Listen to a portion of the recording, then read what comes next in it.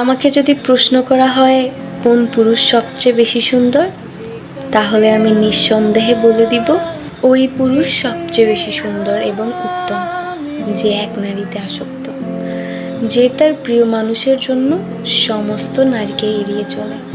তার প্রিয় মানুষ কষ্ট পাবে বলে সে তার সমস্ত খারাপ অভ্যাসগুলো পরিত্যাগ করে। রাগের মাথায় তার প্রিয় মানুষকে সম্মান দিয়ে কথা বলে।